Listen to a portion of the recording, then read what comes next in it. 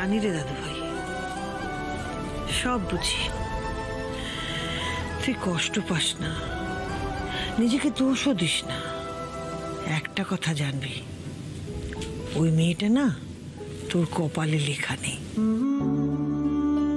আবার সেই ছেলেগুলোর কথা বলছো তো ঠাম্মি? না রে, আমি সত্যি কথা বলছি। কথায় আছে না, জন্ম মৃত্যু বিয়ে তিন বিধাতা নিয়ে, তার ইচ্ছেতেই সব হয় দেখবি।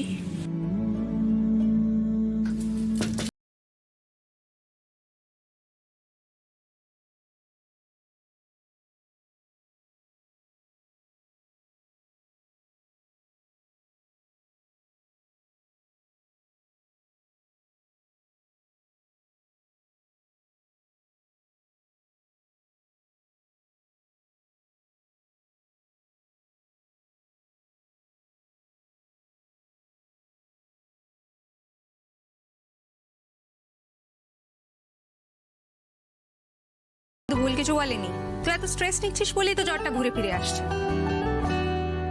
ওই এক আধটা ওষুধে কিচ্ছু হবে না। ওকে যত্নার্থী করার জন্য না একটা লোক চাই, তবে ভাড়া করা লোকে হবে না। কেন? মধুবনী তো আছে। ওরে বাবা, ওই মেয়েটাকে আমার বড় ভয়। আমার ঠিক সুবিধার মনে হয় না। আচ্ছা বেশ বেশ, মধুবনী তাহলে লিস্ট থেকে বাদ। তুমি শুধু বলো বাবলুদার জন্য তোমার কেমন পাত্রী পছন্দ। কেমন পাত্রী? একটা লক্ষ্মীবন্ত সুন্দর মিষ্টি একটা মেয়ে চাই আমার দাদু ভাইয়ের জন্য, যে বাইরের চাকচিক্য দেখে ভুলবে না। সুপারস্টার সাক্ষ্যজিৎকে নয়, ভালোবাসবে আমার বাবলুকে। ভাই কি হয়েছে, চেঁচাচ্ছিস কেন? আরে ভিজিটার কোড পাঠিয়েছে সিকিউরিটি, দেখ কে এসেছে, দেখ দেখ কে?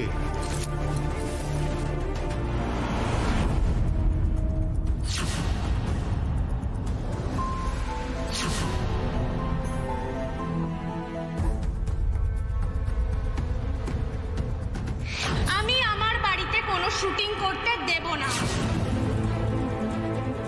সে যত বড় হতাই হোক না কেন। তাই আমার কাছে সুপারস্টার দেখিয়ে লাভ নেই। মেয়েটা আমার বাড়িতে চলে এসেছে, এত বড় সাহস! কি চাই ওর? কেন এসেছে এখানে? কে রে দাদু ভাই, তোর ফ্যান ট্যান কেউ হবে? ফ্যান? ও আবার ফ্যান? অসভ্য মেয়ে একটা। বাবা, তুই কারোর উপর এত রেগে গেছিস, তো বিশাল ব্যাপার।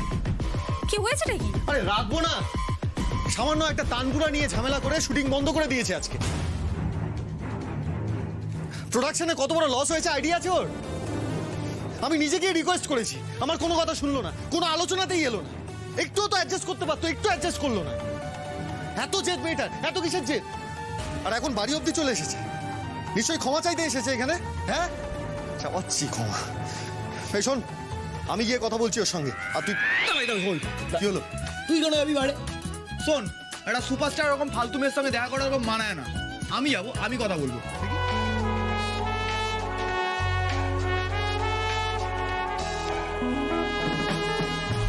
সাক্ষ্য সাক্ষ্য, একটা ছবি, একটা সেলফি প্লিজ।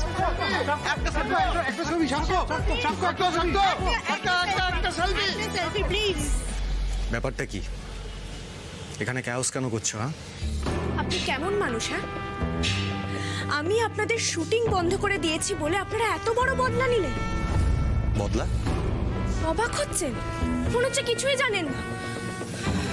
আমি তো আপনাদের টাকা ফেরত দিয়ে দিয়েছিলাম, তারপরেও আপনি আপনাদের ফ্যানদের দিয়ে আমার বাড়ি ভাঙচুর করালেন, আমার বাবার গায়ে হাত তোলালেন।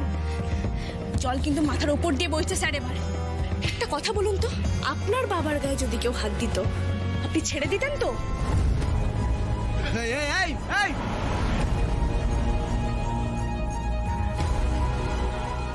দেখুন স্যার, আপনি মান্যিগণ্যি মানুষ, সবার সামনে আপনার মুখ আমিও পোড়াতে চাই না। আপনি শুধু আমার বাবার কাছে ফোন করে ক্ষমা চেয়ে নিন, আমরা চলে যাব। কি ক্ষমা? কে ক্ষমা চাইবে? দাদা, আপনিও চাইবেন আমার দাদার কাছ থেকে। ক্ষমতা থাকলেই না সাধারণ মানুষের গায়ে হাত তোলা যায় না। আর একটা কথা মাথায় রাখবেন, এই যে আপনাদের এই ক্ষমতা, শুধুমাত্র সাধারণ মানুষের ভালোবাসার উপর নির্ভর করছে। একবার যদি সাধারণ মানুষ আপনাদের দিক থেকে মুখ ফিরিয়ে নেয় না, আপনাদের অহংকার, টাকা, ক্ষমতা নিমেষে মাটিতে লুটিয়ে যাবে। এক মিনিট আমার ফ্যানেরা তোমার বাড়ি কেন ভাঙচুর করতে যাবে? আপনি বলেছেন তাই। What nonsense! চোখ উল্টে লাভ নেই স্যার, আপনি সব কিছু জানেন। আপনি না বললে তাদের সাথে আমাদের কিসের শত্রুতা? তারা তো আর জানে না আপনারা শুটিং এর নাম করে আমার দিদি সাধের তানপুরা ভেঙে দিতে চাইছিলেন। আমার বাবার সাথে আপনার লোকেরা অসভ্যতা করেছে। ওদের কাছে শুধু দাদা, শিরায় শিরায় রক্ত, ওরা দাদার ভক্ত। সে দাদা যদি না বলে তাহলে ওরা কেন করবে এরকম বলুন? আরে কেন ফালতু কথা শুনছিস দা ভাই? ভিড় জমে গেছে, সিকিউরিটি দিয়ে ভাগা না। দাঁড়াও সায়ক, এক মিনিট। ব্যাপারটা সত্যি কিনা জানা দরকার। তুই ওদের ফোন কর, ওদের সেক্রেটারি যে তাকে ফোন কর, আমি কথা বলবো। আমার ফ্যান ক্লাব যদি এটা করে থাকে তাহলে অত্যন্ত অন্যায় কাজ করেছে। আবার বলছেন যদি করে থাকে? আরে যদি না করতো তাহলে বাস ট্রেন ঠেঙিয়ে আমরা কি এমনি এমনি এলাম? আরে তাড়াতাড়ি ক্ষমাটা চেয়ে মিটিয়ে নিন না ব্যাপারটা। এক্ষুনি আবার বেরোলে 50টা লোক ঘিরে ধরবে, 1000টা প্রশ্ন করবে। দেখুন, আপনাদের এইসব অ্যাটেনশন ভালো লাগে, আমার ভালো লাগে না। ফোনটা দিচ্ছি, ক্ষমাটা চেয়ে নিন, আমরা চলে যাব। দাঁড়াও, শুধু তোমার মুখের কথা কেন আমি ক্ষমা চাইবো? এই বাসে ট্রেনে চেপে এত দূর এসেছো বলে?